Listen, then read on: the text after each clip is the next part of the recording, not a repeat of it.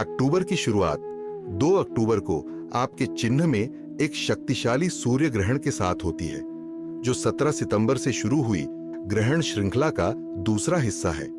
यह ring of fire ग्रहण आपके व्यक्तिगत नए साल की शुरुआत करता है और आपको अपने लक्ष्यों को प्राथमिकता देने की शक्ति देता है। आपको अचानक अवसर या कुछ आश्चर्य का सामना करना पड़ सकता है, क्योंकि ग्रहण अक्सर अप्रत्याशित घटनाएं लाते हैं। 9 अक्टूबर को जब बृहस्पति मिथुन राशि में वक्री होता है और आपके 9वें भाव में आता है, तो यह आपको धीमा होने और अपने जीवन के बड़े लक्ष्यों पर पुनर्विचार करने के लिए प्रेरित करेगा। यह सही समय है कि आप अपनी योजनाओं का फिर से मूल्यांकन करें और यह सुनिश्चित करें कि आपके अगले कदम आपके दीर्घकालिक लक्ष्यों के साथ मेल खाते हैं। आप फिर से अपने रुचि के विषयों की ओर लौट सकते हैं या उन स्थानों की यात्रा कर सकते हैं जिन्होंने पहले आपका दिमाग खोला था। 11 अक्टूबर को प्लूटो अपनी 5 महीने की वक्री अवस्था समाप्त करता है और मकर राशि में आपके चौथे भाव, घर और परिवार में सीधा होता है। 1 सितंबर से प्लूटो ने आपके पारिवारिक संबंधों और बचपन के अनुभवों पर गहरा भावनात्मक काम किया है। अब जब यह सीधा हो रहा है, आपको परिवार से जुड़े किसी भी लंबित मुद्दों या घर से संबंधित परियोजनाओं में स्पष्टता मिलेगी। 22 अक्टूबर तक सूर्य तुला राशि में रहेगा, जिससे यह आपका चमकने का समय है। तुला का यह मौसम आपके व्यक्तिगत विकास और आपके व्यक्तित्व को संवारने का है।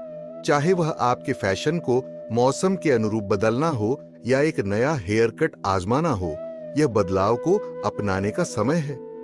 2 अक्टूबर के सूर्य ग्रहण की ताकत आपको किसी नए प्रोजेक्ट में कूदने या एक बड़ा मौका लेने में मदद कर सकती है। यह ग्रहण और भी शक्तिशाली है क्योंकि इसमें 6 खगोलीय ग्रहण सूर्य, चंद्रमा, बुध, बृहस्पति, दक्षिण नोड और ब्लैक मून लिलित का दुर्लभ संयोग हो रहा है, जिससे आपके पहले भाव में इतनी ऊर्जा होगी कि आप अपनी बात को मजबूती से कहने और अपनी जरूरतों को पूरा करने में सक्षम महसूस करेंगे। जुलाई 2023 में शुरू हुए मेष तुला ग्रहण चक्र के बाद से आप अपने लोगों को खुश करने की प्रवृत्तियों पर फिर से विचार कर रहे हैं और अपनी जरूरतों के लिए आवाज उठा रहे हैं। 2 अक्टूबर का यह ग्रहण इस श्रृंखला का अंतिम तुला ग्रहण है, जो आपके व्यक्तिगत विकास के लिए मंच तैयार करता है, जो मार्च 2025 तक जारी रहेगा। 9 अक्टूबर को बृहस्पति का 4 महीने का वक्री काल मिथुन राशि में शुरू होगा, जिससे आपको अपने जीवन के रास्ते पर पुनर्विचार करने का समय मिलेगा। 25 मई से बृहस्पति आपको नए अवसरों की ओर ले जा रहा है, लेकिन अब आपको धीमा होने और यह सुनिश्चित करने का समय मिल गया है कि आपकी राह सही है। यदि कोई समझौता या सहयोग रुका हुआ है, तो इस समय का उपयोग अपनी योजनाओं को बेहतर तरीके से तैयार करने के लिए करें और दीर्घकालिक लक्ष्यों पर ध्यान केंद्रित करें। 11 अक्टूबर को प्लूटो सीधा होता है, जिससे आपके घर और परिवार के मामलों में गति आती है।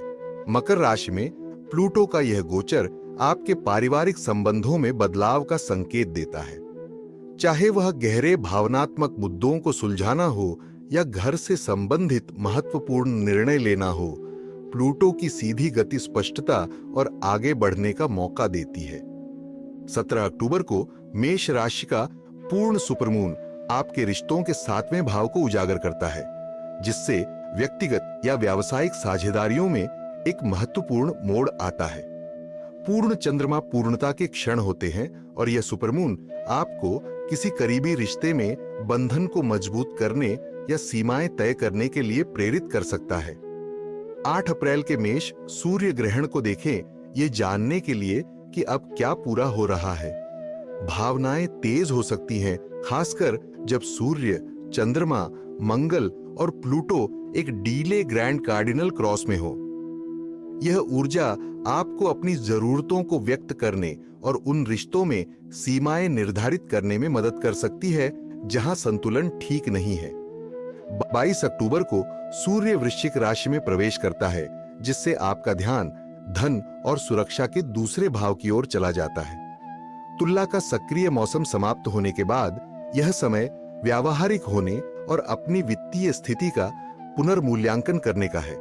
उसी दिन सूर्य का प्लूटो के साथ वर्ग आपकी घरेलू जीवन में कुछ तनाव ला सकता है, जिससे आपको पारिवारिक मामलों में अपनी बात रखने और किसी भी प्रकार के भावनात्मक दबाव से निपटने की आवश्यकता होगी।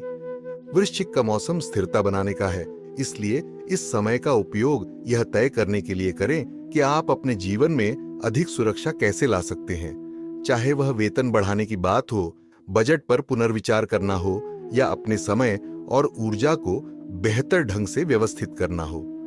28 अक्टूबर को मंगल और नेपच्यून के बीच एक सहयोगात्मक त्रिकोण आपके काम और जीवन के बीच संतुलन बनाने में मदद कर सकता है। नेपच्यून का प्रभाव मंगल की तीव्रता को कम करता है, जिससे आपको काम और आत्म देखभाल दोनों में एक अधिक सहानुभूतिपूर्ण और सहज दृष्टिकोण अपनाने के लिए प्रेरित करता है। इस ऊर्जा का लाभ उठाएं और अपने दैनिक कामों में जागरूकता को शामिल करें। हैलोवीन पर वृश्चिक राशि का चंद्रमा होगा, जो वित्तीय या भावनात्मक बोझ से छुटकारा पाने का एक सही समय है। चाहे वह किसी अनुष्ठान के माध्यम से हो या सरल चिंतन के द्वारा, इस दिन का उपयोग पुरानी चिंताओं को दूर करने और अपने जीवन में नए सशक्तिकरण का स्वागत करने के लिए करें। हैलोवीन पर वृश्चिक राशि का चंद्रमा होगा, जो वित्तीय या भावनात्मक बोझ से छुटकारा पाने का एक सही समय है। चाहे वह किसी अनुष्ठान के माध्यम से हो या सरल चिंतन के द्वारा, इस दिन का उपयोग पुरानी चिंताओं को दूर करने और अपने जीवन में नए सशक्तिकरण का स्वागत करने के लिए करें। दोस्तों, अगर आपको यह जानकारी अच्छी लगी तो प्लीज इसे लाइक करें, शेयर करें और हमारे चैनल को जरूर सब्सक्राइब करें। जय श्री कृष्ण।